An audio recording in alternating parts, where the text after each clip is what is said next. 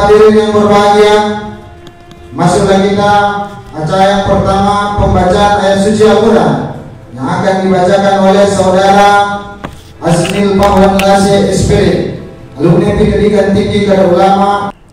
Ya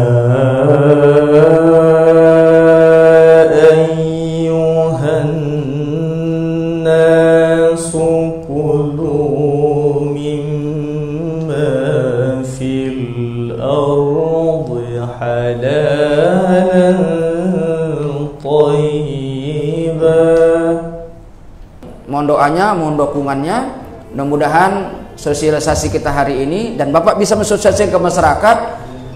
Ini adalah tambahan dari amal ibadah kita kepada Allah Subhanahu wa taala. Dengan ucapan bismillahirrahmanirrahim, maka sosialisasi halalan tourism dan makanan halal di Sumatera Utara kita buka secara resmi dengan mengucapkan bismillahirrahmanirrahim. Assalamualaikum warahmatullahi wabarakatuh. Waalaikumsalam. Assalamualaikum warahmatullahi wabarakatuh. Bapak narasumber yang kami hormati, Bapak Simon MP Siregar Estos, mewakili Kadis Pariwisata Sumatera Utara, berhubung Ibu Dr. Ria Buana berhalangan, maka beliau ditunjuk oleh Kadis untuk menyajikan makalah di sesi pertama ini, ya. Nanti di sesi kedua akan muncul narasumber kita Bapak Dr. Soebul Ansor MA. Kemudian yang nanti narasumber kita Ketua POM UI Sumut Profesor Dr. Insinyur Haji Basaruddin MSc. Saya mohon maaf juga sekali lagi pada sebenarnya yang hadir di sini adalah Ibu Kadis kita, Ibu Dr. Lia Alambanua, tapi berhubung karena ada urusan mendadak, jadi jam 8 pagi tadi Pak dihubunginya saya untuk mewakili beliau untuk bertatap muka dengan bapak-bapak sekalian dan ibu-ibu sekalian yang ada di tempat yang ini. Oke Pak, untuk mempersingkat waktu kita lanjut saja. Saya akan membawakan materi wisata halal di Sumatera Utara. Bicara wisata halal di Sumatera Utara Pak, saat ini sangat riskan. Itu udah pernah dilakukan Bapak Gubernur kita. Begitu Bapak Gubernur mengeluarkan sedikit saja statement tentang wisata halal, langsung dibully beberapa elemen-elemen masyarakat, umumnya itu berasal dari non-muslim.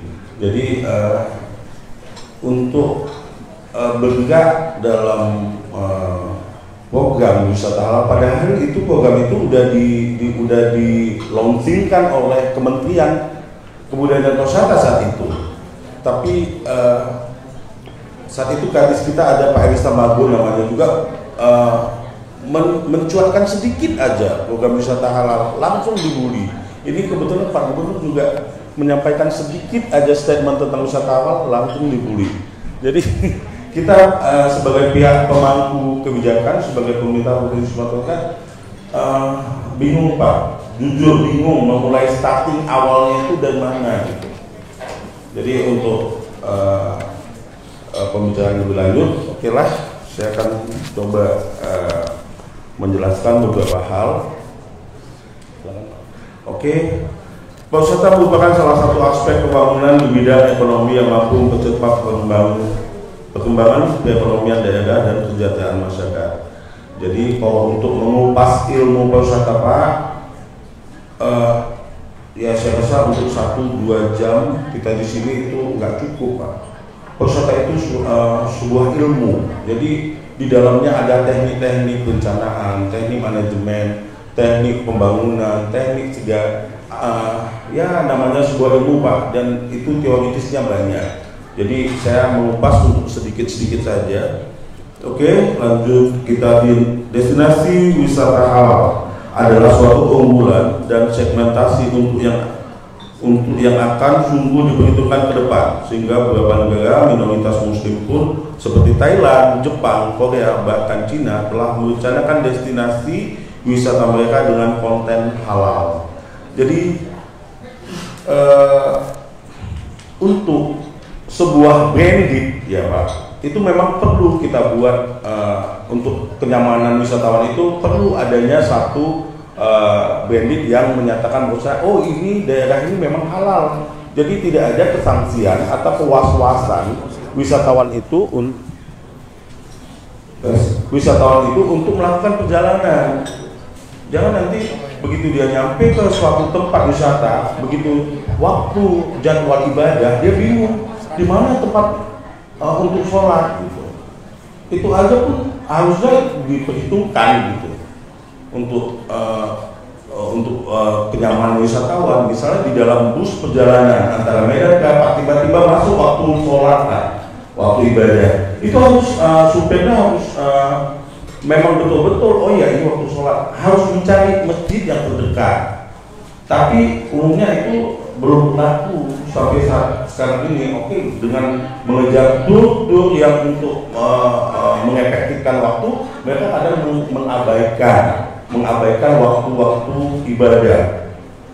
Oke, Provinsi Sumatera Utara sebagai salah satu destinasi wisata Indonesia, maka setiap pemangku kepentingan industri dan usaha pariwisata harus menyiapkan fasilitas dan sarana pariwisata yang memenuhi perintah pariwisata alam. Oke Pak, nanti next makalah saya lanjut untuk apa sih yang namanya fasilitas dan sarana pariwisata yang halal.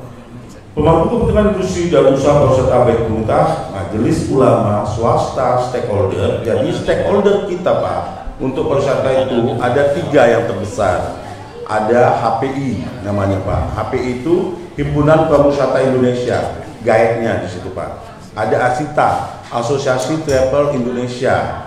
Jadi ASITA ini menaungi seluruh travel yang ada di Sumatera Utara.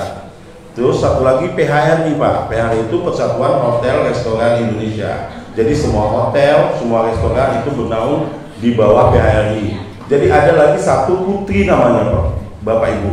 Putri itu Persatuan Taman Rekreasi. Taman Rekreasi itu udah membentuk lagi Putri, cuman mungkin untuk ke depan Putri juga akan memulai program yang akan meningkatkan taman rekreasi yang ada di Provinsi Sumatera Utara ini. Dan seluruh elemen masyarakat bekerjasama untuk mengembangkan usaha pariwisata halal. Jelas di sini Bapak Ibu harus ada komitmen dulu.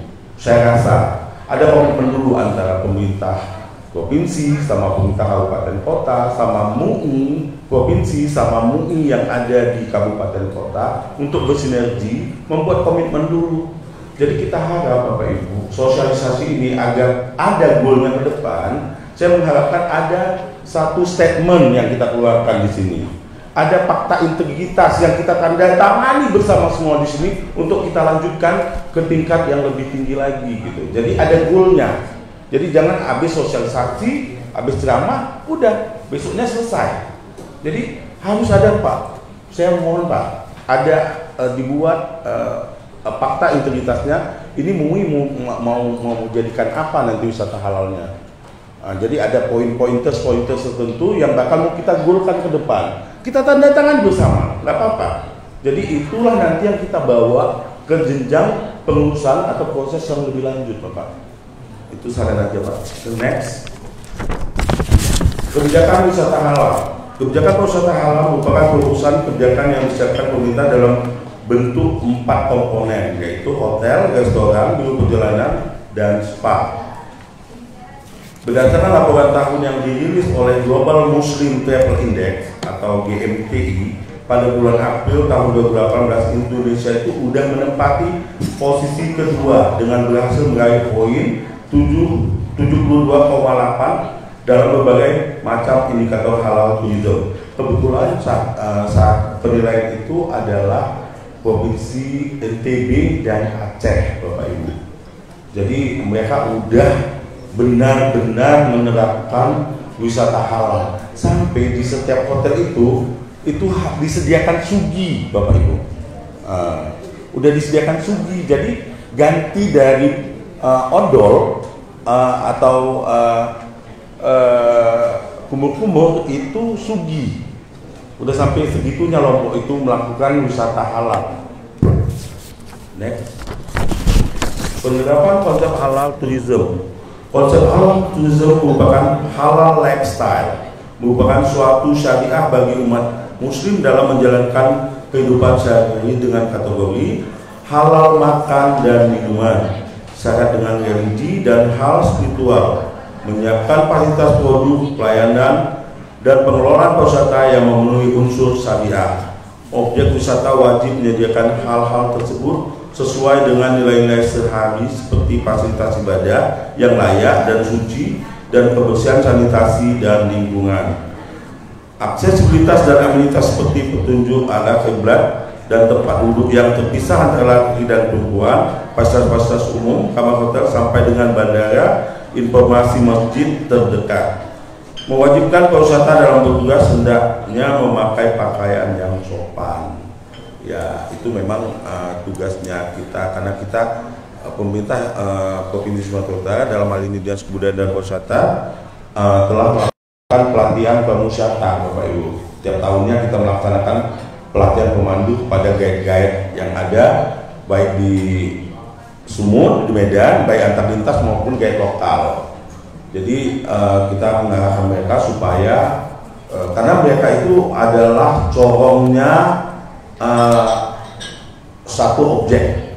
Jadi wisatawan begitu datang itu yang dilihat pertama kali adalah guide atau pariwisata. Jadi image dari satu destinasi itu pasti pariwisatanya. Kalau udah pariwisatanya apa ya kita bilang ya, nggak enak kita bilangnya. Kalau dia asal-asalan lah misalnya, itu pasti tercermin. Kita bakal dicap bakal asal-asalan karena pariwisata itu duta gitu ibaratnya. Oke Bu, Bapak Ibu. Oke, kita masuk ke ruang lingkup kegiatan usaha halal tourism. Satu, hotel tadi ya, bernuansa kaligrafi dan motif gagam yang bercorak Islamia. Terkadang kan ada beberapa hotel itu menyajikan gambar-gambar yang memang bernuansa sedikit membuat image itu menjadi arah ke yang jelek gitu Bapak Ibu. Jadi kita harapkan mereka supaya diharapkan mereka untuk mengarah ke dekorasi kesenian dan budaya Islam. Jadi ini memang perlu ada suatu payung hukum di sini untuk menerapkan mereka bagaimana untuk melakukan pendekorasian atau pembangunan itu secara Islami. Jadi saya rasa memang perlu adanya satu payung hukum. Kalau memang nggak ada payung hukum itu pasti suka-sukanya pengusaha aja. Oke, aku bangun hotel bentuknya seperti ini, aku bangun restoran bentuknya seperti ini. Jadi mesti ada payung hukum. Nah, itulah gunanya Bapak Ibu. Kita buat komitmen di sini. Kita tanda tangani semua komitmen itu bahwasanya agar pemerintah Provinsi Sumatera mengeluarkan satu payung hukum untuk penerapan ini. Jadi jangan sosialisasi kita ini oke, habis sosialisasi udah selesai gitu. Terus aturan pasangan suami istri yang diperbolehkan menempati satu ruangan, tersedianya peralatan untuk beribadah seperti mukena, sajadah. Jadi hampir semua hotel yang ada di 8 kawasan kabupaten kawasan Danau Toba itu hampir tidak menyediakan Pak sajadah itu. Hampir miris kita lihatnya. Kadang bahkan petunjuk arah kiblat aja mereka tidak punya. Jadi kita bingung. Kita begitu check in masuk kamar, begitu mau masuk waktu sholat, kita bingung mau kemana. Arahnya mana nih? Itu masalah lewat Google Map dulu Pak. Kalau ada punya Google Map, kalau nggak punya Google Map, bingung kita Pak arahnya. Oke, fasilitas kolam renang dan spa terpisah antara pria dan wanita. Toilet diposisikan tidak menghadap kiblat. Ini lagi Pak, banyak kali kita nampak itu di beberapa hotel di kawasan Danau Toba itu ke sana kiblatnya itu yang betul arahnya ke kiblat gitu. Kalau memang kita mau hajat, mau buang hajat, itu yang susahnya. Tersedianya petunjuk arah kiblat. fasilitas kamar mandi diusahakan memakai produk yang halal. Inilah Bapak Ibu, seperti perlengkapan mandi itu diarahkan ke produk-produk yang halal. Jadi kalau misalnya Lombok, saya udah pernah lihat mereka itu udah pakai sugi di dalam kamar mandi mereka. Jadi mereka tidak pakai odol lagi untuk membersihkan gigi. Next. Ruang lingkup kegiatan usaha hotel turisme menyediakan makan dan minum. Ini kita cerita fasilitas yang ada di restoran atau kafe. Wajib menjamin kehalalan makanan minuman yang disediakan mulai dari proses pengolahan makanan hingga penyajian. Memiliki sertifikasi halal dari Majelis Ulama Indonesia, bukan tulisan halal atau non halal sebagai informasi. Jadi pengalaman kita banyak, memang beberapa restoran khususnya di 8 kawasan Danau Toba itu mereka cantumkan halal di stand mereka, halal, bacaan Bismillahirrahmanirrahim. Padahal pemiliknya itu kita belum tahu apakah itu muslim apa enggak. Jujur, saya merasakan seperti itu. Walaupun saya orang pariwisata, saya juga sanksi juga ini muslim apa? Setelah udah masuk restoran ini muslim, yang punya muslim apa enggak? Gitu kan ada. Pasti itu saya rasa Bapak Ibu juga merasakan apa yang saya rasakan. Jadi memang perlu, karena di situ tidak ada sertifikat halal. Mereka cuma buat kaligrafi Bismillahirrahmanirrahim, ayat kursi seperti itu. Sajadah supaya menyatakan mereka itu rumah makan muslim. Tapi kan kita nggak tahu pemiliknya muslim apa enggak. Kita kan nggak tahu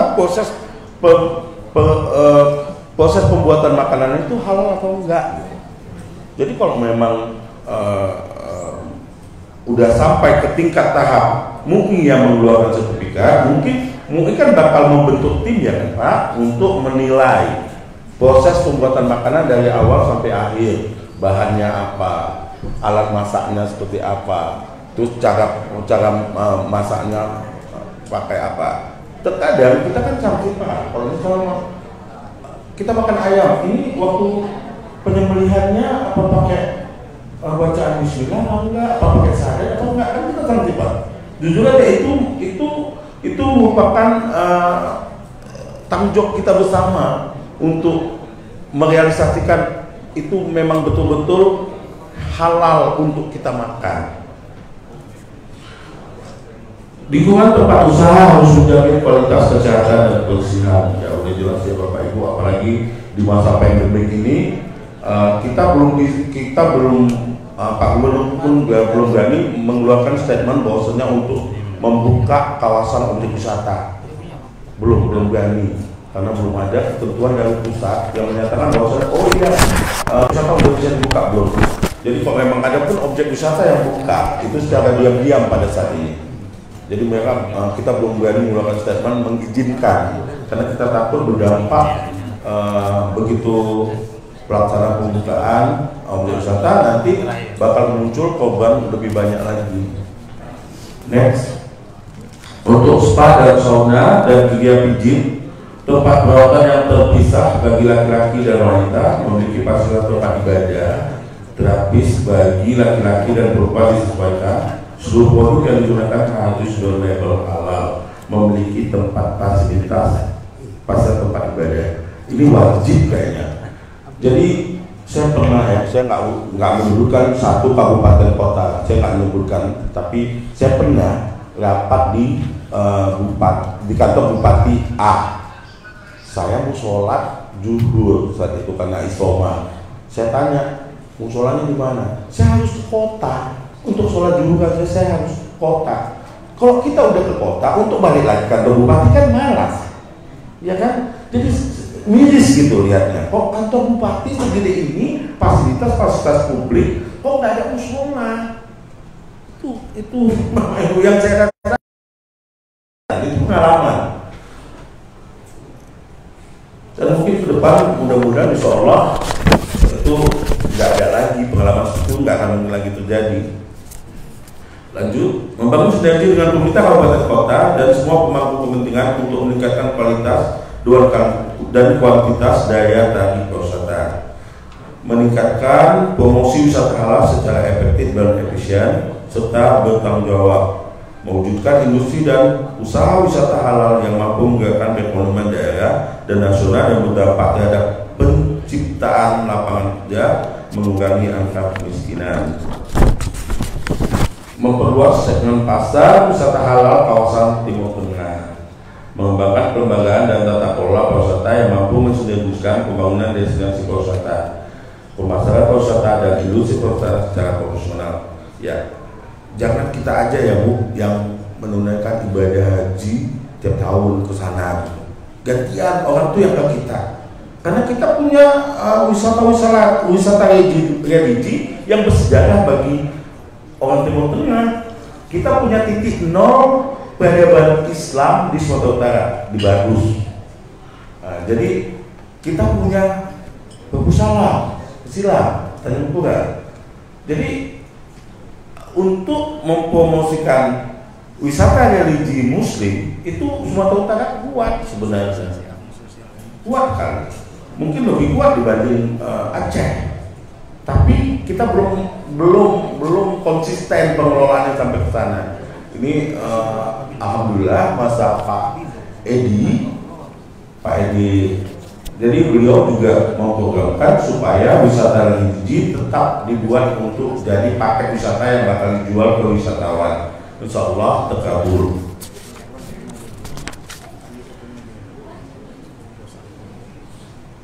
Sumatera Utara terdorong positif menuju laju pengembangan wisata halal dan setiap daerah memiliki branding pariwisata sehingga daya tarik investasi dalamnya menjadi sangat potensial. Ya, itu yang seperti saya bilang tadi, bahwasanya Sumatera Utara udah punya kekuatan dan potensi yang cukup untuk mengembangkan wisata religi. Memang kalau untuk di Jawa mereka punya paket wisata yang lebih kuat, seperti menyelusuri perjalanan Sunan Kalijaga, menyusuri, jadi mereka seperti itu menjual produknya. Tapi kita nanti akan menemukan, mencoba berusaha menemukan paket-paket wisata Islam. Jadi kita udah kembangkan bahwasanya peradaban Islam titik nol di Sumatera Utara itu dimulai di Barus. Itu merupakan paket wisata yang bisa kita jual dan layak untuk dijual. Demikian Bapak Ibu, sampai di situ dulu. Kalau misalnya ada sesi tanya jawab Pak, silakan. Jadi saya kembalikan pemaparan ini ke Pak Moderator. Saya sudahi. Apabila ada kata-kata yang saya salah, saya mohon maaf. Wabillahi taufiq wal hidayah. Assalamualaikum warahmatullahi wabarakatuh. Waalaikumsalam warahmatullahi wabarakatuh. Bapak Ibu yang kami muliakan, kita ucapkan terima kasih kepada Pak Simon MP Siregar SOS yang sudah menyampaikan makalah ataupun bangga sosialisasi halal turis di Sumatera Utara. Sekarang sehubungan dengan narasumber yang kedua juga sudah hadir di sebelah kiri saya, yang mungkin tidak asing lagi bagi kita, yang pasti beliau ini ya tokoh populer Sumatera Utara lah sekarang ini, ya, populer, bukan pemuda. Nah, Pak Dr. Sohibul Ansor MA. Beliau ini memang sering di dunia politik ya memberi komentar-komentar yang tajam, akurat dan terpercaya, begitu Pak. Nah, hari ini kita ajak beliau untuk berdiskusi atau berdialog tentang bagaimana pariwisata halal membentuk kembali industri pariwisata global. Menarik dulu ini. Untuk itu mari kita ikuti ya dialog ini. Kita dengarkan narasumber yang kedua ini dan mohon ya bapak-bapak yang mau bertanya tunda dulu pertanyaannya setelah beliau ceramah. Oke? Kami persilakan kepada Bapak Dr. Sohibul Ansor Siregar. Siregar ya? Siregar MA. Terima kasih. Silakan Pak. Assalamualaikum warahmatullahi wabarakatuh. Ada di antara dua kultur yang beda tapi sama, satu Tanjung Balai, satu Semoga O-nya seperti apa ya pilihnya itu. Tanjung Balai lain logatnya, lain pulau apa nih? Bagus nih. Bagus nih kan ondak di depan sana. Dia lawan Aceh katanya bagus hanyo. Kilometer 0 Indonesia, apakah ada apa Indonesia nih? Pertengkaran itu belum selesai. Tapi karena yang ngomong itu Pak Jokowi, everything okay. Nanti akademisi baru hidup lagi setelah Pak Jokowi nggak ada lagi di dalam pentas. Itu karakter ilmu Indonesia, dan dalam kebijakan Indonesia ini rasa-rasanya orang beriman dan orang berilmu ditidurkan. Semalam saya diwawancarai dalam sebuah dialog nasional, ada dari gubernur, ada dari Tanjung Balai, wali kota, ada pengusaha kita. Saya mula-mula ditanya tentang buruknya Sumatera Utara dan Medan dalam menangani COVID-19. Saya bilang, emang ada inisiatif lokal yang bisa? Nggak ada itu. Jakartamu aja mula-mula bilang bahwa COVID itu tak akan berani ke Indonesia, susah ngurus izinnya, susah masuk dia. Setelah jadi wabah, dinyatakan wabah nasional, oh kita ini sudah punya obat. Obat apaan? Sekarang Sumatera Utara itu ada pada urutan ke-8 provinsi terparah. Kalau Anda bilang bahwa kami orang Medan tak peduli COVID, udah new normal, saya merasa Anda menghina kami. Saya kasih tahu nanti Pak Edi Sofyan biar kena marah kalian semua, saya bilang. Dr. Edi Sofyan. Emang Jakarta seperti apa? Jakarta itu pengen ya menerapkan herd immunity, mengandalkan imunitas kita semua. Lah separuh-separuh, apakah kita akan save human health atau konsolidasi ekonomi? Separuh-separuh, half done. Terimalah ke depan, banyak kali kita korban nih. Dan setiap ada kejadian di Indonesia ini, ya pastilah umat Islam yang berkurang. Kalau ada yang ditangkap KPK, pasti umat Islam itu asumsinya. Kalau kalian bertengkar di jalan gara-gara lalu lintas, pasti asumsinya 80% itu orang Islam. Maka hati-hati, ukhuwah Islamiyah itu. Baik, itu bagaimana cara berpikir nasional mewarnai kita dalam kegelapan, dan kadangkala kita hanya cakap-cakap saja tanpa reasoning. Dan saya meradarkan bahwa orang ilmuwan dan orang beriman di zaman now relatif diminta tidur. Nah itu Pak Andan itu, Pak Andan ya, yang sering ribut mengenai masjid, ya. Wah itu dia, disuruh tidur dia. Tapi beliau tak akan mau. Tadi waktu kesini di Jalan Serdang ada lampu merah, saya pakai ini di jalan dalam rangka itu juga. Dua anak gadis pakai Scoopy di sebelah saya, lirik-lirik, Pak mau kemana? Berani anak gadis nih. Seberani itu berarti ada citra yang sangat menarik, atraktif bagi dua anak gadis. Saya lihat tuh 21 tahunan gitulah. Saya nggak tahu kalau ibu-ibu ini melihat ini apakah cukup tertarik. Ini soal usia ini ya, soal usia ini. Saya mau ke Majelis Ulama Indonesia. Oh iya Pak, Jalan Sutomo. Oh dia tahu. Ada apa di sana Pak? Kami berseminar. Seminar Pak, sebuah maslahat nasional dan internasional. Apa itu Pak? Halal tourism. Kalian tahu halal tourism? Oh iya Pak, anak gadis harus memiliki kolam renang sendiri. Wah, luar biasa kan? Luar biasa. Dia langsung to the point. Nah, urusan-urusan itu. Nah, saya buka lah, ini peragaan aja tadi. Saya sudah buat makalah 3 untuk ini. Karena makalah pertama sebaik dihubungi, saya store kepada Pak Sakhi Hajandi. Karena saya sudah nulis ini beberapa bulan yang lalu, dan dari makalah itu saya sudah buat artikel kewaspada. Saya lihat tadi malam, oh, ramalan-ramalan saya di situ sudah kalah karena COVID. Saya buat itu pada zaman COVID belum ada. Udah gagal itu. 2020 kita akan beroleh sekian, pergerakan manusia, wilayah muslim itu akan begini begitu sekarang. Silakan dulu terus.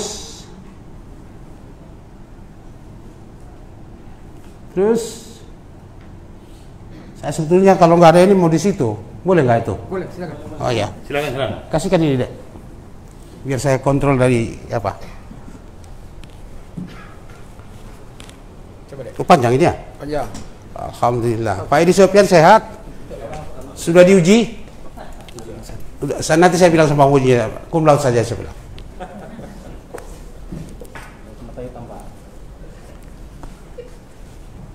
Ini adalah data dunia populasi muslim di dunia.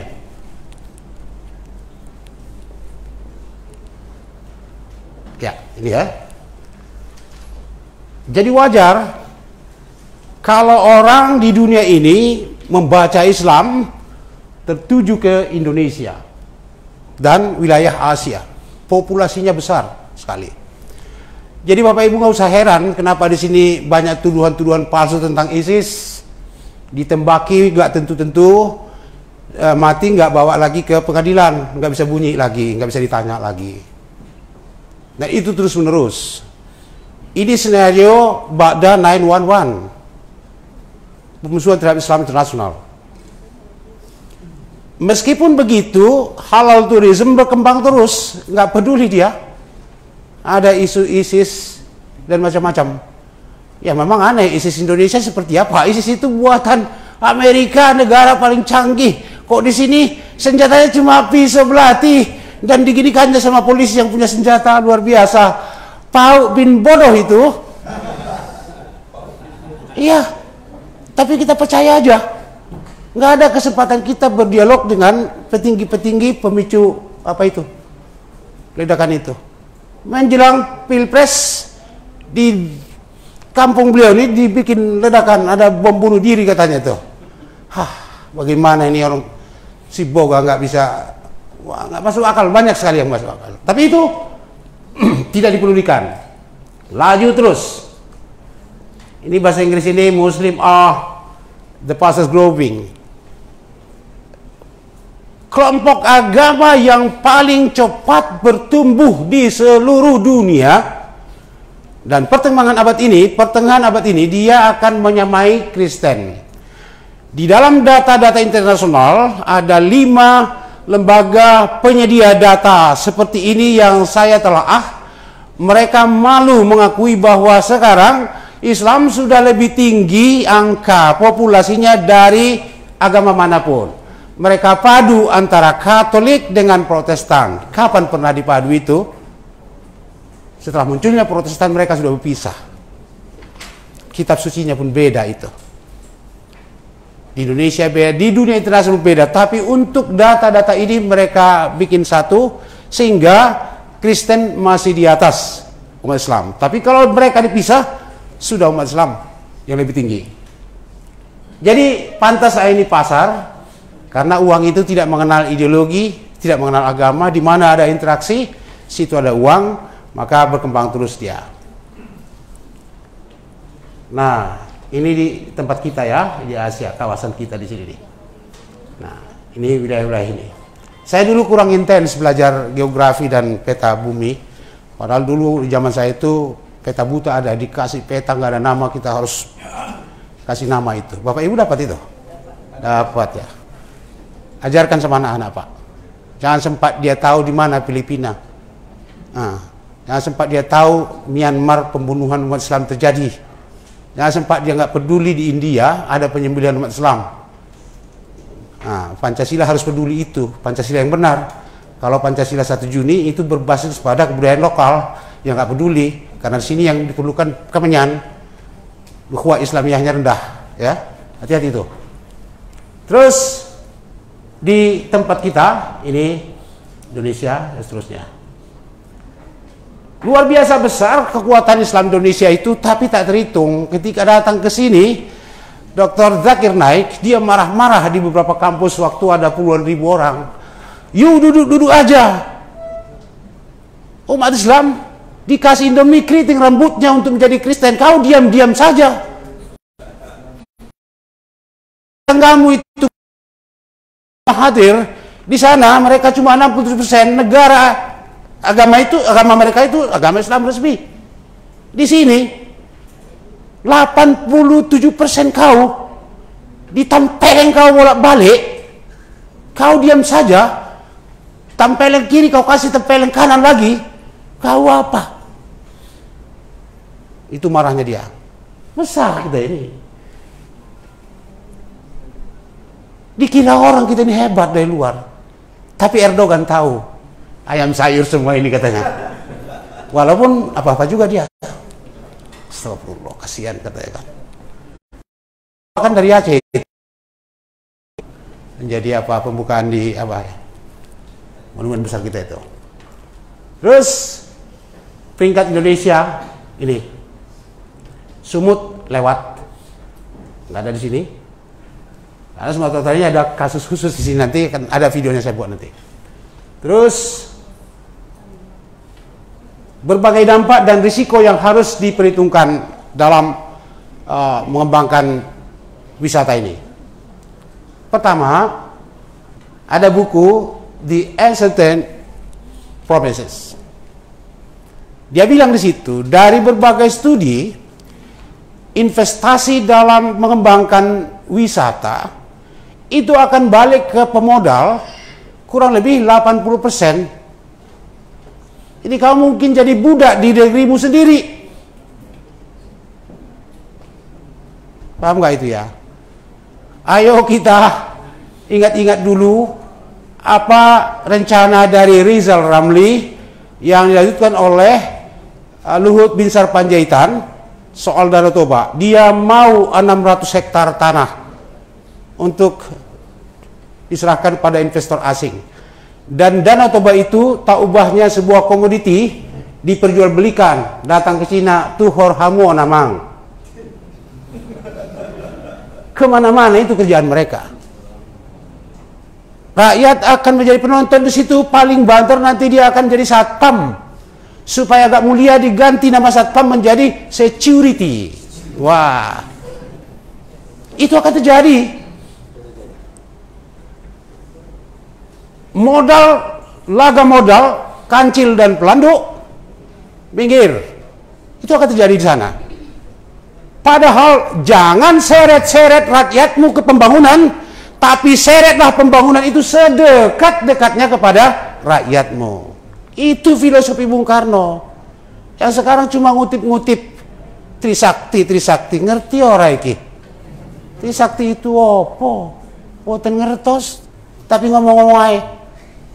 Maka orang tidur, orang beriman disuruh tidur, nggak ada koreksi. Jadi yang doa-doa siapa? Bukan orang beriman, yang hafal doa. Beda kan itu? Yang hafal doa dengan orang beriman. Itu The Uncertain Promise. Jangan sempat terjadi ini. Oktober lalu saya diundang seminar di Tanjung Pura. Pak Gubernur kita ini kan orang sana ya. Mau dikembangkan di sana itu wisata. Inventarisasi, ada ratusan situs di situ, termasuk kilang minyak itu. Sejarawan dari UNMED buat peta. Inilah peta laba dari Tanjung Pura. Ini pemukiman orang Keling. Ini pemukiman orang Cina. Ini pemukiman orang Melayu. Rakyatmu di mana? Kau bilang. Kau bilang. Indonesia ini di tangan Belanda sangat diskriminatif. Hukum dia bagi tiga. Tiga apa itu? Satu untuk Eropa, satu untuk Timur Asing. Timur Asing siapa? Itu Ahok sama Anies Baswedan. Satu lagi untuk pribumi. Pribumi siapa? Edi Sopyan. Kalau Belanda masih di sini nggak bisa doktor ini, nggak bisa Kesbang Linmas Pol. Didiskriminasi, tak dapat apa-apa. Mau dihidupkan kembali itu? Enggak. Saya akan membuat satu sentuhan pariwisata yang Islami. Jangan lagi berpijak pada pola-pola lama. Jangan sempat orang di sini mengalami degradasi moral gara-gara ada uang receh-receh kecil dari negara barat. Lakukan seperti Bali. Bali itu sangat luar biasa kuat. Kami mau nyepi persetan ekonomimu, mati ekonomi semua.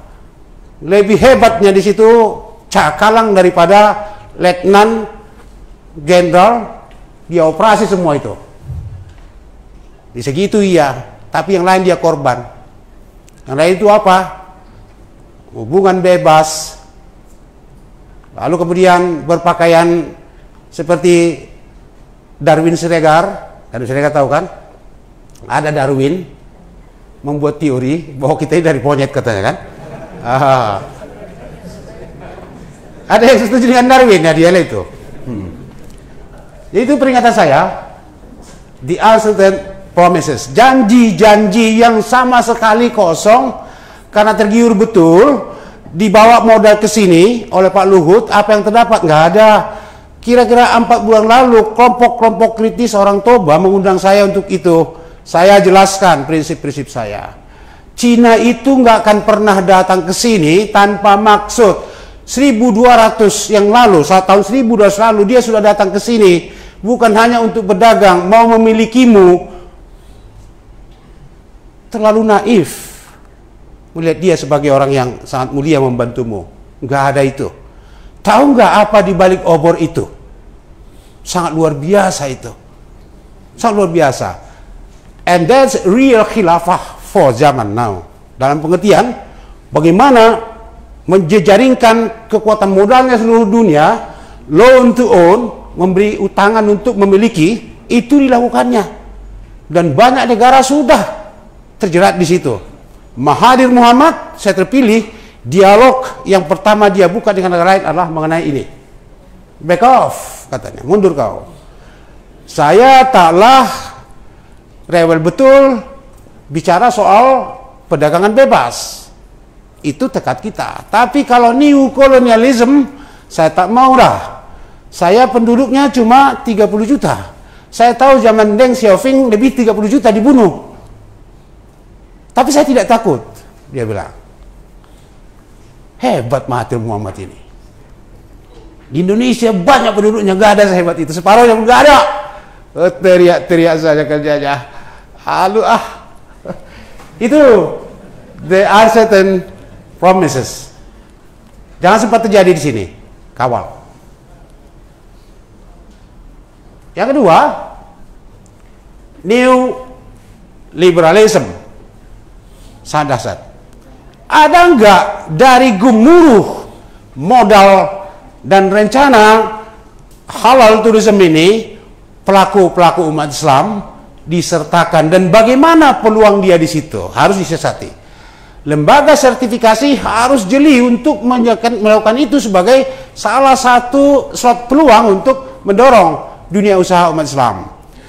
2 tahun lalu saya diundang bersama dai-dai di rumah makannya Pak Puspo yang memiliki award 4 istri itu, poligami itu, award paling apa namanya itu, Wong Solo. Sebelum berbuka dia cerita, ini belum lagi ada sertifikatnya. Mahalnya. Orang dari MUI berkutat, harus datang, harus isi. Abang, oh ya bang, macam mana lah kalian ini? 15 tahunan si Puspo itu mengajarkan bagaimana cara halal tourism yang menjadi standar rujukan bagi siapa saja, dan sudah buka di Timur Tengah dan di beberapa negara. Kau ragukan lagi. Orang seperti ini harus kau datangi, jemput bola. Dan banyak lagi pengusaha yang seperti itu harus jemput bola. Jangan jadikan ini menjadi transaksi. Ilmu apa yang kalian ada? Marah pula semua Majelis Ulama kan? Gawat juga itu. Oke. Terus indigenous.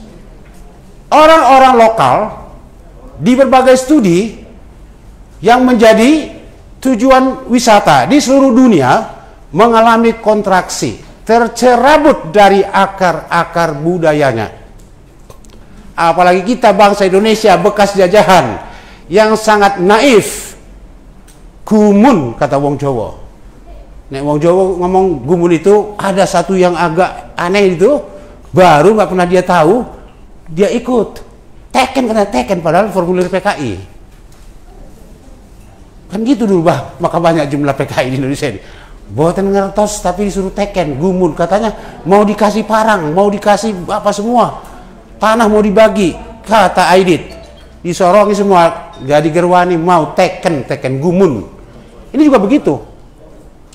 Indigenous people itu sesuatu yang perlu kita kawal. Majelis Ulama harus kawal mereka ini. Jadi jangan hanya sekedar lepas sertifikat, tapi lakukan sesuatu. Terus, ini resiko-resiko lingkungan dan hal ihwal yang akan terjadi di daerah wisata urban atau non-urban dan seterusnya, lengkap. Tapi ini nggak ada dalam makalah itu. Ini mengadaptasi, kalau nanti perlu diminta sama operator kita. Catatan ini yang penting, isu kita sini adalah pemahaman lebih baik terhadap ajaran Islam dan sekaligus manfaat bagi komunitas Islam sebagai pelaku. Jadi tadi itu Pak Siregar tadi ya? Siregar ya? Hebat ya Pak, banyak kali Siregarnya hebat. Ini baru Regar. Ini banyak kali Siregar. Apa maksud kok banyak kali Siregar diundang ke sini? Nah, Siregar ini. Jadi pengalaman beliau di kantor bupati nggak ada musola. Pergi ke tempat jauh. Mau balik lagi ke kantor bupati udah tutup rapat. Saya lain lagi. Di dua tempat. Kiblat arahnya kemana? Ayah ada mang kiblat toh. Kalau orang mau sholat, suka hati bapak lah. Itu di Bali G itu, Bali G. Suka hati bapak. Ya orang mau sholat, mau duduk, ya suka hati di mana kan gitu. Pemahaman dia seperti itu. Yang salah siapa? Adnan Sahmadan Panggabean dan Pak Pandiangan Majelis Ulamanya. Gak pernah ngomong kepada rakyat. Kiblat adalah, mestinya kan ada. Nah, di Tarutung kan ada air hangat. Air hangat itu air panas ya, hot spring. Masuk saya situ. Subuh. Di mana musola di sini? Musola kan tempat sholat itu Pak. Iya. Jangan dong itu namang. Gak ada sini. Kiblat arahnya kemana?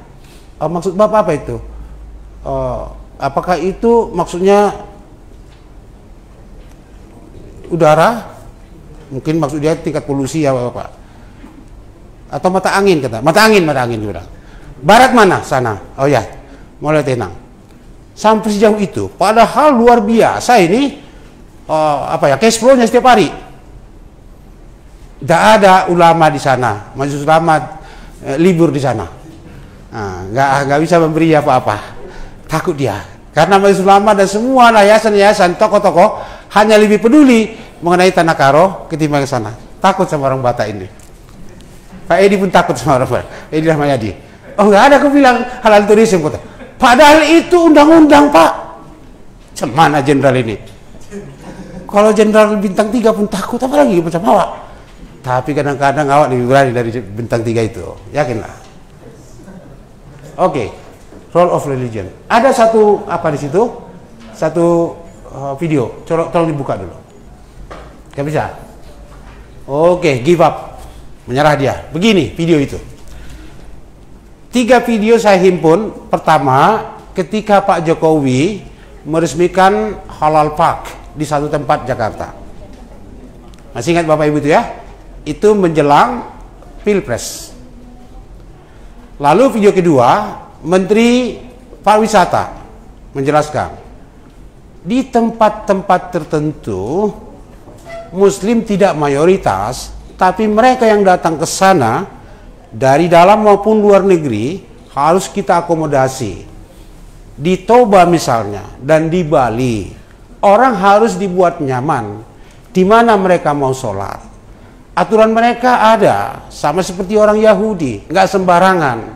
Tak mau orang Yahudi ini memakan daging yang nggak dia sembelih, harus dia sembelih. Dan dari segi itu sebetulnya orang Yahudi bisa kita apakan, karena itu Bismillah juga dia. Orang Yahudi itu sangat clean dia, sangat jelas dia di situ tuh. Tapi kalau orang Protestan unang, asing don benoni, ditusuknya sajanya apa itu, makanan itu. Itu satu. Yang kedua adalah video dari Pak Menteri Pariwisata tadi itu. dia inginkan agar rakyat di seluruh dunia terakomodasi dengan gagasan ini. Dan yang terakhir adalah video dari Pak Edi Rahmayadi. Mana ada saya katakan seperti itu, kata dia. Padahal itu Undang-Undang nomor 33 kah? 33 nomor? 33 Pak? Nah 33 tahun 2014. Pak Jokowi enggan menindaklanjuti itu, bahkan terlampaui kewajiban untuk mensertifikasi semua produk. Terlampaui. Jadi ada ketidaklurusan pikiran sama Pak Jokowi dan orang-orangnya. Dibiarkan itu. Padahal sumpah presiden itu menjalankan undang-undang selurus-lurusnya. Model pelanggaran seperti ini kalau di Amerika sudah impeach itu presiden. Tapi karena Indonesia kan ya DPR-nya pun DPR gitu-gitu dan selesai saja. Maksud saya, undang-undang jaminan produk halal adalah hak umat Islam yang ditelantarkan pengaturannya 7 dasawarsa lebih. Bapak Ibu sadarkah bahwa sebuah wilayah yang kemudian bernama Indonesia dimerdekakan untuk menjadi negara Islam? Saya ulangi, sebuah wilayah yang kemudian bernama Indonesia yang dijajah oleh 6 bangsa seperti piala dipergilirkan, itu dimerdekakan tadinya untuk menjadi negara Islam. Bagaimana bisa menegakkan pernyataan seperti itu? Lihat itu pembukaan Undang-Undang 45 yang tadinya adalah Piagam Jakarta, yang tadinya dimaksudkan sebagai naskah yang dibaca pada proklamasi. Pancasila disebut di situ ketuhanan dengan kewajiban menjalankan syariat Islam bagi pemeluk-pemeluknya. Memang ada kompromi belakangan, tapi kompromi itu pun half done. Katakanlah ini sidang, disepakati di sini, tidak ada di antara kita yang pulang sebelum sholat berjamaah, misalnya begitu. Bubar, ada kesepakatan 6 orang, udah bubar sebagian. Mengikatkah itu? Tapi sudahlah, kita terima itu. Dan kita bertekad, Indonesia dengan Pancasila adalah Darul Ahdi wa Syahadah, sebuah negeri yang kita sepakati bersama dan harus kita saksikan dengan perjuangan bersama untuk menjadi negeri yang baldah, thayyibah, wa rabbun ghafur. Jangan takut-takut berpancasila. Dan sebetulnya jaminan produk halal itu adalah realisasi dari Piagam Jakarta, realisasi dari Pancasila itu. Oh, takut berpancasila. Oh, cokang, isin aku. Banyak sekali yang tidak ditindaklanjuti. Biasanya sebuah undang-undang Pak Edi harus ditindaklanjuti dengan PP, peraturan pemerintah, bukan Pemuda Pancasila. Kalau Pak Rudolf bilang PP kita bawa, itu kata dia. PP masih ada Kepmen dan macam-macam aturan-aturan teknis untuk itu. Tapi undang-undang ini luar biasa. Bahkan dimobilisasi perlawanan dari dunia usaha. Jangan katanya. Dunia luar sudah welcome. Indonesia ini adalah sebuah komoditi yang diperebutkan. Kekuatan-kekuatan sosial politik from the beginning, dari dulu, terus bergulat untuk merebut hak asuh terhadap Indonesia. Oleh karena itu, kalau orang Indonesia Muslim tidak ngerti politik, ya dia akan menjadi maf'ulun bih selamanya. Itu lihat aja ini sekarang ini, undang-undang HIP. Udah kandas itu mau bikin lagi undang-undang ini. Kandas itu apa lagi nanti? Enggak malu ini orang ini. La tarda angkal yahudu walan nasara hatta tattabi'a millatahum. Itu yang terjadi. Innallaha la yughayyiru ma biqaum hatta yughayyiru ma bi anfusihim. Assalamualaikum warahmatullahi wabarakatuh. A'udzubillahi minasyaitonir rajim. Bismillahirrahmanirrahim. Assalamualaikum warahmatullahi wabarakatuh. Karena jam 12 frekuensi suara sudah agak berkurang kita ini kan. Alhamdulillahirabbil alamin wa bihi nasta'in ala umuri dunya waddin. Asyhadu an la ilaha illallah wahdahu la syarika lah وأشهد أن محمدا عبده ورسوله خاتم النبيين لا نبي بعده. وقال الله تعالى في القرآن الكريم أعوذ بالله من الشيطان الرجيم بسم الله الرحمن الرحيم يا أيها الناس كلوا مما في الأرض حلالا طيبا ولا تتبعوا خطوات الشيطان إنه لكم عدو مبين. Sadaqallahul azim. Yang saya hormati Bapak moderator, para pembicara, narasumber sebelum saya mohon maaf karena tadi jam 8 sampai jam 10 kurang lebih menghadiri pertemuan nasional Lembaga Pengkajian Pangan Obat-obatan Kosmetika atau BPOM secara nasional. Jadi untuk itu mohon maaf atas keterlambatannya. Sudah di cek biar sampai saudara. Jadi dalam kesempatan ini saya diminta untuk menyampaikan konsep produk halal menurut Islam. Ada juga halal menurut tidak Islam. Kita halal menurut syariat Islam.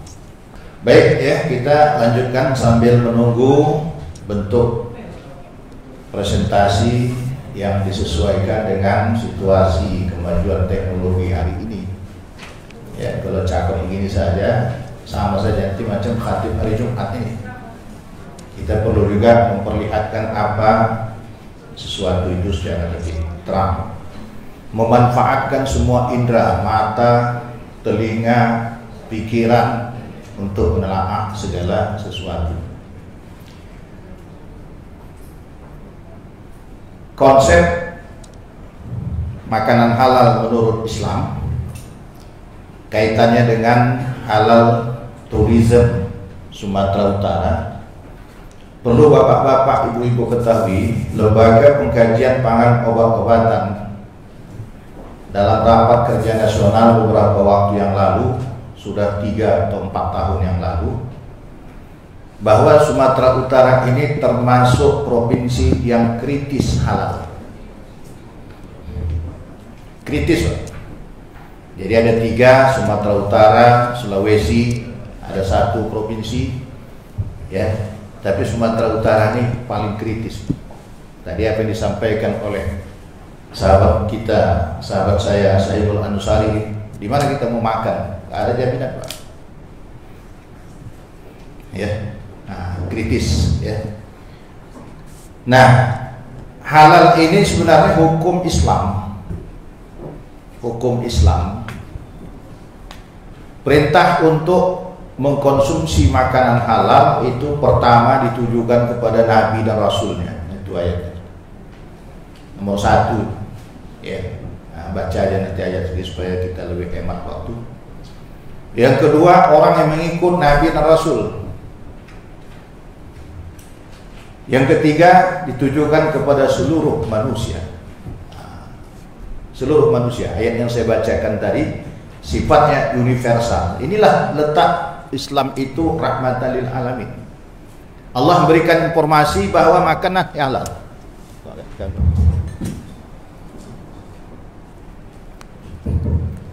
Makanlah yang halal, baik, halal dan baik kepada apa? Pada manusia, tidak hanya orang beriman.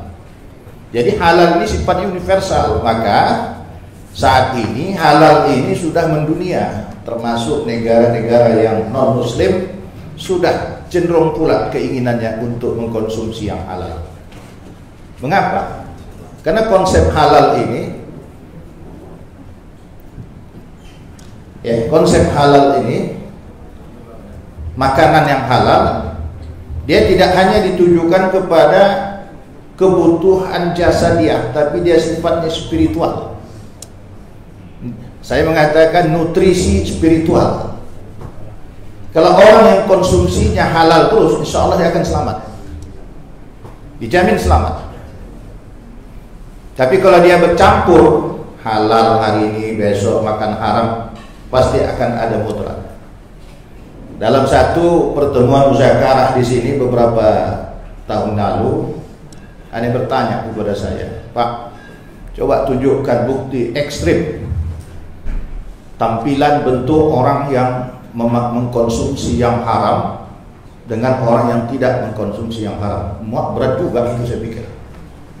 Cuma menunjukkan kondisi ekstrim. Alhamdulillah, mungkin Allah lah membantu saya pada saat itu. Di depan saya itu duduk seorang perokok berat. Saya bilang tak usah yang terlalu ekstrim haramnya. Yang haram masih diperdebatkan, walaupun sudah ada fatwa ulama terhadap bahwa rokok itu haram bagi ibu yang mengandung, bagi anak-anak. Tapi tidak semua. Lihat saja orang umur 50 tahun perokok berat sama orang 50 tahun yang tidak merokok. Beda gak hukumnya? Beda. Pasti akan berakibat. Ya, saya menarik juga ini kalau cerita rokok. Nah, jadi halal ini gizi spiritual ini. Maka LP-POM, Majelis Ulama Indonesia membuat moto halal is my life. Halal itu belum lewat lagi. Halal is my life. Halal itu jalan hidup kita. Negara ini kenapa kacau? Karena menyimpang dari yang halal. Menyimpang dari yang halal. Korupsi, mencuri, sogok menyogok, menyimpang, kacau. Tapi kalau halal itu insya Allah selamat. Ya, halal itu akan selamat. Jadi gizi spiritual. Maka halal ini kalau kita lihat ayat-ayat tadi, itu pertama bagaimana itu melahirkan amal salih. Itu ayat yang pertama. Yang kedua, untuk menjadikan manusia itu bertakwa. Yang ketiga, melahirkan kesyukuran. Yang keempat, menantang setan. Tak mungkinlah jadi amal saleh sebuah sejumlah zakat kalau diperoleh dari hasil korupsi. Kan tidak kan? Saya zakatnya tahun ini sekian, tapi hasil korupsi. Ya, tak mungkinlah lahir sikap takwa itu menantang kebatilan dengan sungguh-sungguh kalau di dalam tubuhnya ada sesuatu yang haram. Kalau Ustaz Profesor Ramli Abdul Wahid itu dengan tegas saja, yang makan haram itu masuk neraka. Jadi oleh karena itu ini landasannya, sehingga ini perlu kita sosialisasikan, perlu kita implementasikan dalam kehidupan sehari-hari. Oke, lanjut. Halal ini yang menetapkan bukan manusia. Ini hukum Allah. Allah menetapkan itu. Bukan kita yang membilangkan misalnya daging babi itu haram, khamar itu haram. Bukan majelis ulama. Itu Allah Subhanahu wa ta'ala. Kita hanya menjalankan. Ya, kita hanya menjalankan. Tidak banyak sebenarnya yang diharamkan Allah. Yang pertama, beberapa catatan saja, ya, sekadar untuk menginspirasi. Pertama, daging babi. Kedua, daging hewan yang disembelih atas nama selain Allah. Ketiga, bangkai. Keempat, darah. Kelima, khamar. 6, 7 itu hal yang menjijikkan. Dan ketujuh itu yang memudaratkan. Kira-kira begitulah rumus. Kalau begitu, ya mudah sekali kan begitu, sederhana. Tapi dengan kemajuan sifat sikap manusia yang didukung dengan berbagai macam teknologi pengolahan pangan, wah ini luar biasa. Ya luar biasa.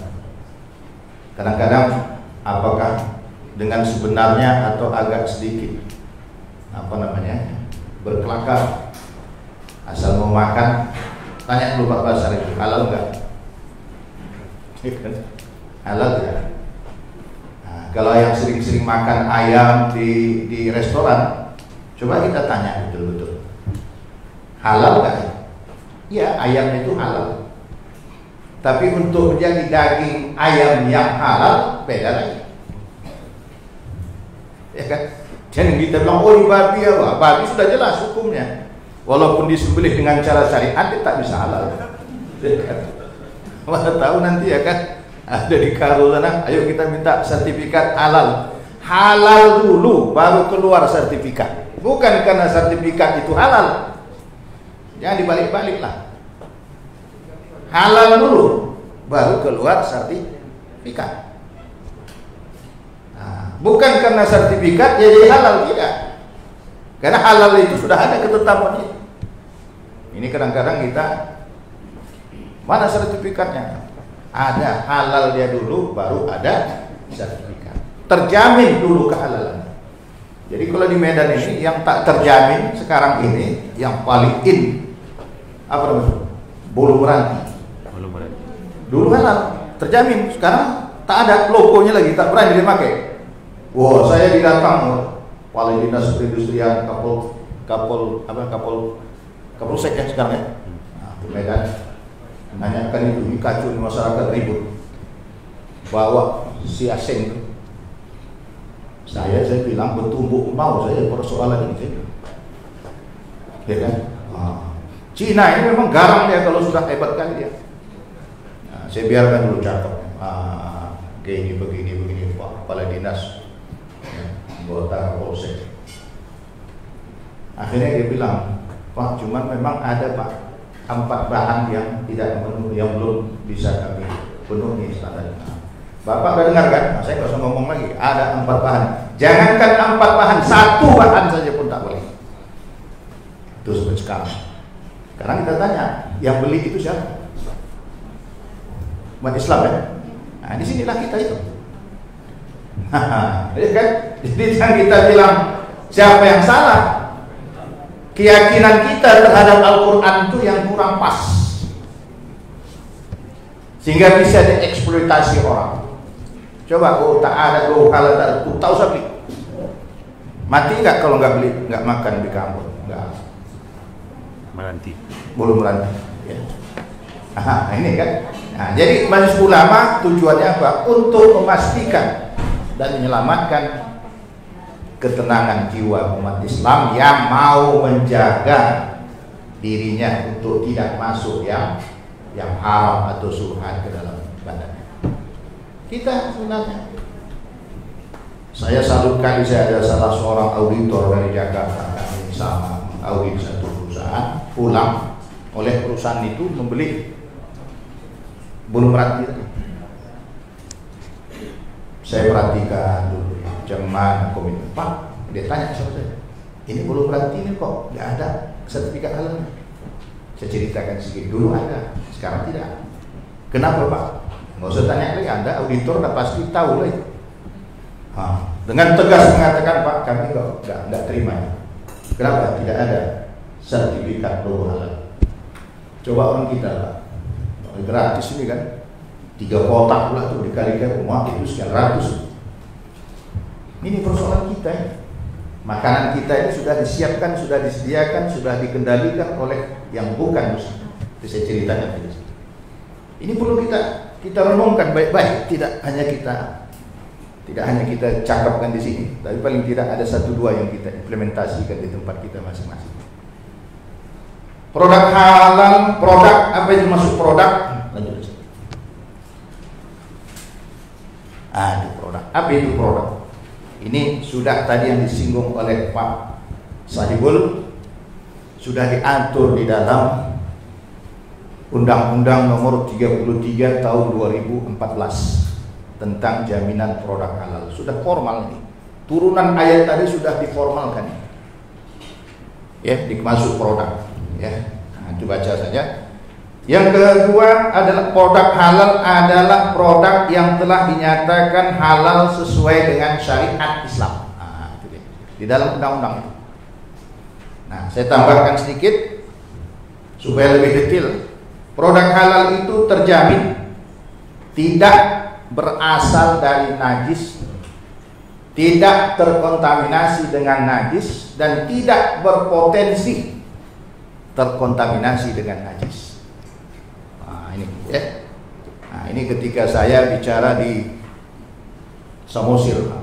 Ini gara-gara sertifikat halal ini sampai saya ke Samosir, tak pernah saya lupa. Samosir, cuma cerita halal. Bahkan salah saya pikir ke kemenaknya itu, kepala kemenaknya itu Islam. Oh, saya pun caranya, Pak, ini perjuangan kita ya Pak, harus begini. Pak, jangan saya cerita aja Pak. Ya kan, harus begini Pak. Saya belum tahu ini. Saya masih di ruang bupati. Wah, ini Bapak harus berjuang keras. Kapan saya tahu? Ketika acara dimulai, diminta kepada Bapak X untuk membacakan doa. Dimulai doa itu. Tuhan Bapak, astagfirullahaladzim. Sudah tubuh, tidak pernah salah saya pikir. Ya, nah, itu dia. Ya, saya bicara di sana. Ternyata mereka pun apa yang dibilang oleh saudara Sayyidul Ansari tadi, tertarik mereka. Karena mereka berpikir ya haram itu hanya babi saja, tidak hanya babi. Kita lihat tadi itu. Ya. Tapi umat Islam pun banyak yang tak paham tentang itu. Ustadz pula tadi. Ada ustadz di masjid saya pula ini. Apa ini sertifikasi halal air itu halal? Berapi-rapi. Nah inilah saya bilang, ustadz kurang wawasan. Ya, maunya bertanya dulu, kenapa air ini perlu disertifikasi? Nah, itu pertanyaan saya sampaikan nanti di ujung. Ya kan? Apa ini air? Air itu suci. Tak perlu, kenapa harus sertifikasi? Kurang kerjaan. Kalau tak paham itu, hati-hatilah. Apalagi dunia sekarang ini dengan anak-anak kita milenial itu, diketahui ini kita ketinggalan. Ya. Jadi produk halal itu ya. Kemudian ini halal bukan hanya untuk di kota Medan atau di Kabupaten Langkat tempat saya, atau di Serdang atau di Karo. Ini sudah mendunia. Berdasarkan lembaga sertifikasi halal yang diakui Majelis Ulama Indonesia saja, yang diakui itu sudah ada 28 negara dan 45 lembaga sertifikasi halal seluruh dunia. Berarti ini sudah mendunia, di mana Australia, Amerika, Italia, Eropa, sudah semua. Inilah saya katakan, yang katakan rahmatan lil alamin, inilah dia termasuk di antara terimplementasi dan untuk seluruh manusia.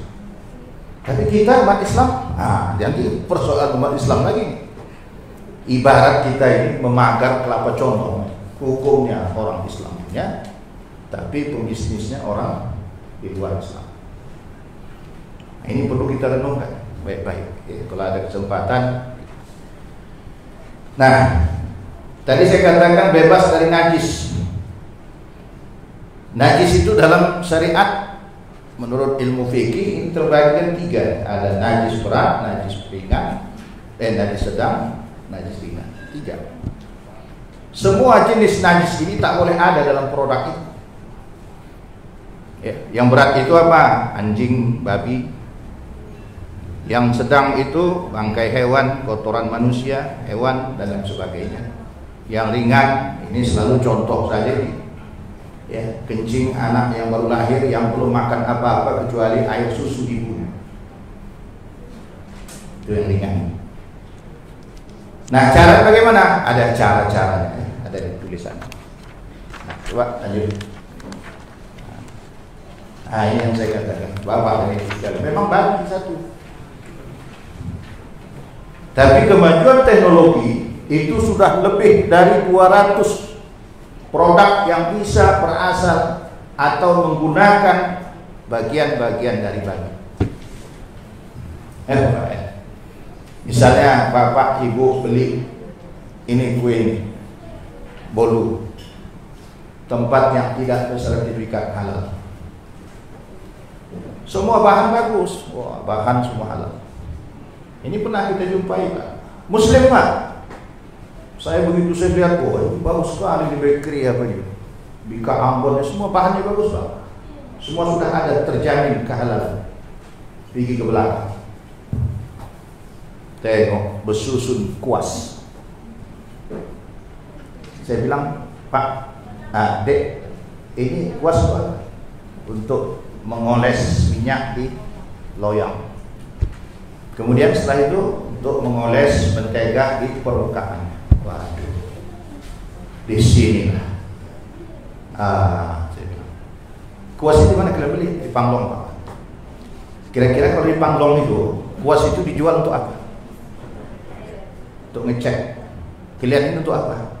Untuk kue. Boleh nggak ya? Boleh nggak bisa menjawab? Ambil 5 helai, bakar, cium, bau apa ya? Bau rambut, Pak. Berarti itu kuas dari bulu hewan. Hewan apa? Lihat, made in apa dia? Made in China. Besar kemungkinan bulu babi. Tapi untuk dipastikan babi atau tidak harus kita bawa ke laboratorium. Tapi dari pengalaman itu dari bulu kawan.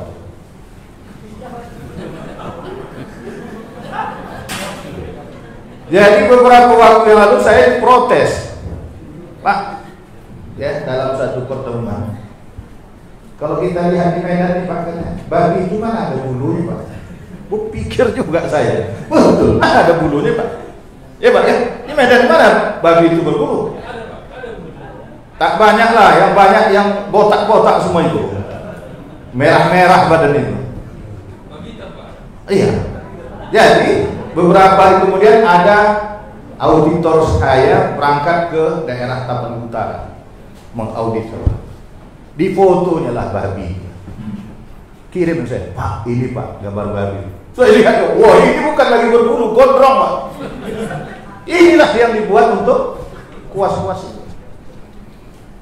Jadi kalau diingat-ingat, coba kita ulang ke belakang. Kira-kira pernah nggak kita makan bika itu yang dioles dengan kuas babi? Pernah Bu? Pernah ya? Nah, pernah Pak? Nah, ini ada statement yang selalu diingat-ingat orang. Asal jumpa saya ingat Bapak ini katanya. Ada nama Ustadz Tajuddin Arsyad. Beliau ini pengusaha produk halal di Malaysia. Dia bilang, Pak Basar, kalau umur kita ada 50 tahun, paling tidak ada 2 ekor babi yang masuk dalam badan. Wah, saya pikir, kenapa begitu? Karena semua produk tidak ada yang bebas dari lemak babi, terutama biskuit. Biskuit itu terbongkar tahun 88. Semua biskuit menggunakan lemak babi. Siapa yang lahir di bawah tahun 88 pas makan biskuit, sudah pasti makan lemak babi. Jadi kalau 50 tahun umur itu berarti sudah banyak lah itu. Saya terpikir begini, pantaslah tak ada lagi sekarang ini orang-orang yang mustajab doa. Walaupun berulang-ulang dia ke Mekah. Jangan-jangan malaikat lihat, ini yang datang ini orang atau babi. Begitu Pak. Saya begitu terpikir. Karena Profesor Ramli selalu doa orang yang ada haram di dalamnya. Inilah. Siapa yang membongkar itu? Ada dosen dari Universitas Brawijaya melakukan penelitian itu. Ditemukanlah semua biskuit mengandung lemak babi. Semua sabun mengandung lemak babi. Semua odol gigi mengandung lemak babi. Masya Allah. Disinilah mulai Majelis Ulama bagaimana mengamankannya. Jadi ini bukan perkara mudah. Ini hebat di perjuangan di Majelis Ulama. Ya, ilmuwan-ilmuwan itu. Seorang dosen dari IPB harus ada sertifikat halal. Kalau enggak makan haram gitu. Kenapa? Kemajuan teknologi yang luar biasa. Itu baru satu sisi bulu. Jagung Pak di atas sana. Jagung halal ya? Jagung halal, minyaknya halal, garamnya halal. Begitu mengoles, pakai kuas itu Pak. Bapak lihat. Jadi yang seperti itu aja Pak, yang kecil-kecil itu saja dulu. Dijamin jagung itu sudah bagus kan? Iya Pak, ini nggak boleh Pak, ya nggak boleh. Ambil saja daun jagung, diikatnya udah hilang. Atau daun pisang. Ketimbang kuas, persoalan kuas. Saya pernah juga hadir di Majelis Ulama Asahan. Malam diajaklah ke tempat makan ikan bakar. Ini loh Pak, yang kalau bawa saya itu saya bilang langsung duduk dalam posisi ini. Ustaz, saya ulang mulai saya tengok macam mana cara dia membakar. Oh halal ini Pak, jamin kita selalu di sini. Iyalah yang mata bapak sama mata saya kan tidak beda kan. Begitu saya lihat, tengok, ada kuas Pak. Oh, Bu, Ibu jangan, kenapa? Jangan tak mau saya pakai kuas. Ganti. Untuk ikan yang ini, tolong tak usah pakai kuas. Nanti saya jelaskan. Saya minta coba ambil bakar. Kenapa? Jadi yang selama ini kalau ustaz-ustaz itu sering makan di situ, memang tidak makan daging babi, tapi uap dari kuas itu makan. Uap kuas. Jadi tidak sederhana sebenarnya. Ya, nah itu dia. Coba lihat itu di bawah itu tulang. Ya, kalau nampak tulang. Saya menjawab ini masalah air tadi. Tulang itu ada beberapa macam kegunaan. Satu bisa kuah bakso. Jadi kalau ada bakso yang enak kali, bakso itu yang enak itu kuahnya, bukan daging isinya, tidak, kuahnya dong satu. Di Medan ini ada bakso yang paling enak. Bakso apa namanya, Bu? Anjar bukan? Hah? Anjar Pemilih nih. Bukan. Aman. Bakso. Saya dulu suka saya itu Pak. Mungkin sekitar 6-7 tahun yang lalu. Asal malam minggu bulan pertama ajak keluarga makan. Memang enak betul. Daging sapi nampak. Tapi kuah itu enak kali. Ada yang curiga, orang lain curiga bukan saya. Minta supaya dia disertifikat halal. Tak mau dia Pak. Sejak dia tak mau itu dilaporkan oleh yang menyarankan ini, tak mau dia Pak. Saya tak yakin sih Pak. Enak kali kuah. Sejak itu sampai sekarang tak pernah lagi saya makan. Di Medan ini bakso itu daging ular ada, ya, tikus ada, anjing ada, babi ada. Yang tak ada kucing. Kucing itu kalau dibuat bakso, menurut informasi yang kita peroleh, itu bakso itu pahit, maka selamat kucing itu. Tapi kalau anjing itu tak selamat. Tikus itu membuat bakso itu agak manis kan. Jadi kita hati-hati di Medan ini. Kalau tak bersertifikat halal ya, yang bersertifikat halal bagaimana pengawasannya? Nanti ada muncul lagi caranya. Nah, apalagi karbon aktif. Ada Pak, karbon aktif yang kedua. Nah, karbon aktif itulah yang digunakan buat diam nih, bisa diskusi sedikit kan. Zuhur 12.41 kalau nggak salah ya. 10 menit lagi. 10 menit lagi. Salah satu tahapan dalam proses pembersihan air ini menggunakan arang. Alat-alat yang digunakan oleh produsen atau pengolah air ini itu semua diproduksi oleh negara-negara yang tidak paham tentang halal. Ada air itu diproduksi oleh Arab Saudi, ada alat-alat negara. Tak ada. Brunei Darussalam tak ada. Yang ada produksi alat-alat penyaring air itu apa? Taiwan, Thailand, Cina, Jerman, semua. Salah satu di antara itu adalah arang. Arang inilah yang bisa digunakan kalau di Eropa itu babi itu diproduksi tidak tanggung-tanggung, puluhan ribu per hari, ratusan ribu per bulan. Pertanyaan, kemana tulangnya? Babi di Medan ini dia pun tak tahu kita kemana tulang ini, Bob. Ya, sekarang di Sumatera Utara itu babi itu sudah mencapai angka 1 juta lebih, 1 juta ekor lebih. Ya, nah, makanya kemarin itu meninggal banyak itu. Nah, itu bagian kecil gitu, yang dibuang-buang ke sungai. Ya. Nah, apalagi dari tulang itu bisa keluar namanya gelatin, bawah gelatin. Untuk apa gelatin ini? Stabilizer, penstabil. Misalnya digunakan untuk sirup, maka sirup itu tidak pernah dia mengendap ke bawah, tetap kuning standar, kapan begitu. Tapi coba kita peras jeruk, aduk, kuning sebentar, mengendap, turun. Karena tidak stabil. Ada yang tak pernah minum sirup semua, tapi tidak belum tentu itu. Oh, itu jeruk asli, mana mungkin jeruk asli lagi, tak sanggup lagi. Kalau tak sanggup lagi produksi itu, Pak. Ya. Ada lagi, Pak. Apa minuman? Oh, terong Belanda, tak ada, semua sintetis sudah. Maka ya kita barangkali kulu washrabu wala tusrifu. Wala tusrifu ini sudah harus menjadi salah satu kata kunci. Jangan berlebihan. Barangkali itulah sebabnya rusak ginjal, yang rusak apa, kena berlebihan. Apa sedikit minum sintetis, teh botol, apa, tak tahan ginjal itu. Ya, wala tusrifu ini. Ya. Nah, kemudian apa? Pelembut roti. Segini dia besar roti itu. Kalau digini kan, segini dia besar. Tapi bisa besar ya. Dibohonginya kita. Ya kan?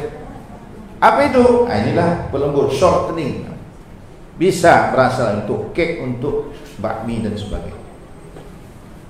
Ya, jadi kalau dihitung-hitung tuh hampir lebih 200 produk berasal dari beliau.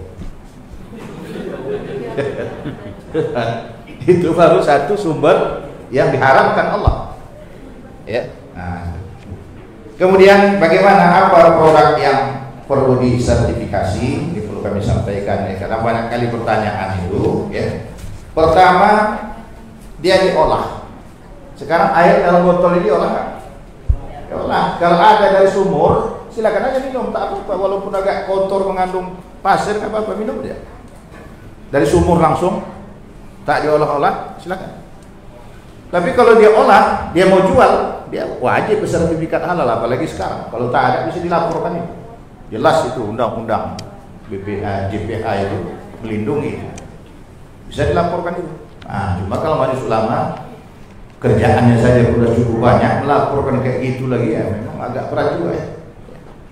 Nah, jadi kita, nah itulah yang perlu difatwa. Kalau yang asli-asli tak perlu, Pak. Tapi sekarang beras pun sudah mulai, karena beras itu tidak hanya dari sawah dijemur, digiling keluar beras, tapi dalam proses penggilingan di situ ada ditambah zat kimia sehingga ada beras yang bau pandan, padahal bukan daun pandan. Mau berapa ton daun pandan itu digiling bisa masuk ke situ. Nah, hati-hati beras yang kata, oh ini rasa pandan, baunya ya. Manusia ini sudah luar biasa kecanggihannya sehingga semua rasa itu sudah bisa dicontoh. Sirup itu tak ada lagi yang asli, ya, semua sintetis. Nah sekarang bagaimana kita untuk mengawasi? Ada namanya sistem jaminan halal, dua macam. Satu bahannya, yang kedua sistem manajemennya. Dua-duanya harus dipadukan. Kalau ini tidak lulus tak bisa, maka tak kita berikan. Makanya ada Pak Haji dari orang Islam tak dapat sertifikat halal. Kenapa? Karena tak bisa memenuhi. Dia beranggapan karena sudah pakai kopiah atau kopiah putih yang dimasaknya itu halal. Dia tidak paham, maka tak dapat sertifikat halal. Bertengkar kita sama dia. Ya, tak bisa. Yang siaseng tadi semua dipenuhinya. Pasang harus orang Islam jadi manajernya, dibuat. Pakai semua bahan, dibuat. Dia hanya dapat untung saja. Orang kita tadi tidak. Saya kan sudah Pak Haji saya. Tuh apalagi sertifikat halal, saya ini sudah halal. Tidak tahu dia bahwa yang dibelinya itu garam, tidak tahu dia dari mana datang. Ini selalu Pak di kalangan kita, tidak paham, tidak mau paham gitu. Sehingga kita ketinggalan. Saya kadang-kadang sedih tidak di sini. Itu kalau ada 30 sertifikat halal yang kita keluarkan, itu 20 atau 25 sipit cuma mata ya Pak.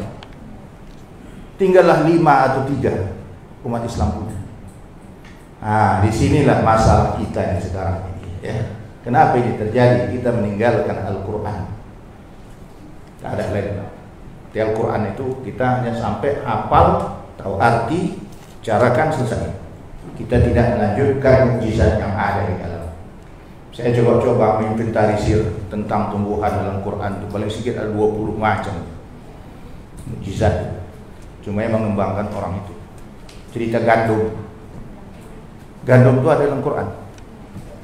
Tapi punya pabrik gandum ini siapa? Cuma 3 pabrik gandum.